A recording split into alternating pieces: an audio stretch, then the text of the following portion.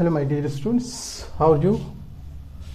हम लोग अभी क्वेश्चन नंबर 3 डिस्कस कर रहे हैं 11.2 एक्सरसाइज का।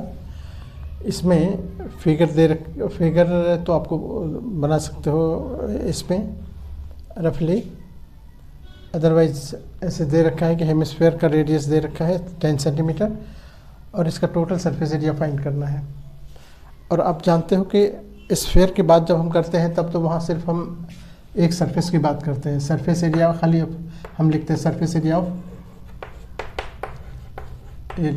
ऑफ स्फीयर, बस यही लिखते हैं। उसी में 4 पाई आर स्क्वायर कर देते हैं, ये सरफेस एरिया हो गया। लेकिन जब उसको आधा कर देते हैं, हाफ कर देते हैं, तब उसका सरफेस बढ़ जाता है। अब आधा तो राउंड वाला तो आधा रहा, लेकिन एक सरफेस उसमें और ऐड हो जाता है ऊपर से, सर्कुलर सरफेस। तो जब भी हम हेमिस्फीयर की बात करें तो हेमिस्फीयर में सरफेस देखो, हेमिस्फीयर इसमें एक तो हो जाएगा CSA ऑफ हेमिस्फीयर प्लस ऊपर से circular disc of hemisphere, circular disc. तो इसका CSA का तो हो जाएगा इसका हाफ, यानी 4π2 जो ऊपर था उसको हम आधा कर देंगे तो 2 पाई आर स्क्वायर हो गया।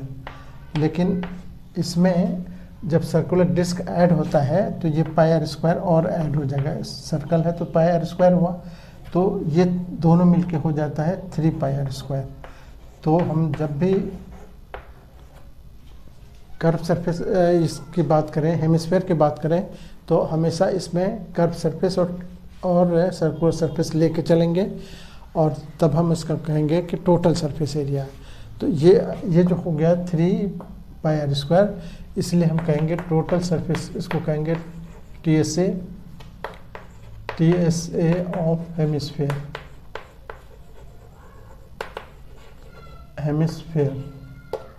ये बराबर क्या हो गया 3 पाई आर स्क्वायर। ठीक है। अब जब क्वेश्चन में आओ, क्वेश्चन देखो क्या कह रहा है कि इसका रेडियस दे रखा है 10 सेंटीमीटर। तो अब हम यहाँ पर 3 पाई के जगह पर यहाँ पर यूज़ करने का आ रहा है 3.14। तो 3.14 हमने रखा और 10 आर के जगह पर 10 आ गया तो 10 का स्क्वायर। ठीक है। अब यहाँ पर देखो ये 3 इंटू, अब चाहो इसका पॉइंट हटाना ऐसे तो 14 लिख के इसके नीचे 100 कर दो, इंटू ये 10 का स्क्वायर 100 हो गया, है ना।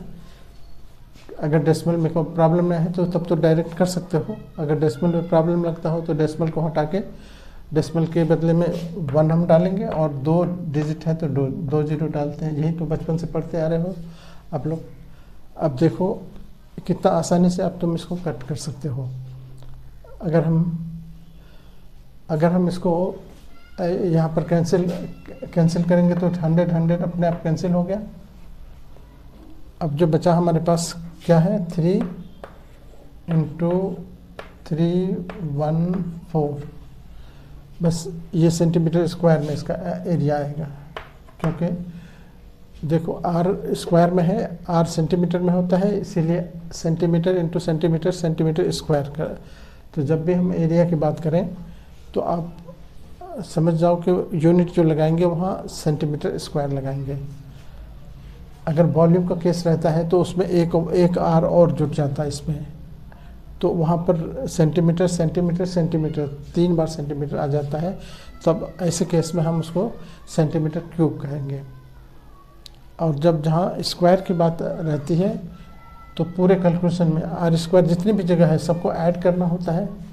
ऐसा नहीं कि आर स्क्वायर कई जगह है तो उसको हम आर क्यूब कर देंगे या R4 कर देंगे, ऐसा नहीं होगा। आर स्क्वायर सब जुटेगा तो आर स्क्वायर ही रहेगा, चाहे 5 बार जुटेगा तो 5 आर स्क्वायर हो जाएगा। 2 बार जुटेगा तो 2 पाई आर स्क्वायर हो जाएगा। बस यही बेसिक चीज़ आपको ध्यान रखना है कि एरिया हमेशा स्क्वायर में आएगा। वॉल्यूम की बात अब जब आएगी तब उसमें हमेशा वॉल्यूम हम क्यूब में लेंगे। अब इसको मल्टीप्लाई करो, 3 4 जा 12, 3 1 जा 3 और 1 4, 3 3 जा 9, ये सेंटीमीटर स्क्वायर, ये हमारा एरिया हुआ। अगर इसी में कॉस्ट वगैरह होता, पेंट वगैरह की बात करता, तो हम उसको पेंट करने के लिए उसका हम ये करते। बस हमको इतना एरिया निकालना था, बस ये एरिया निकाल के आंसर कर देंगे। ठीक है, ओके, थैंक यू।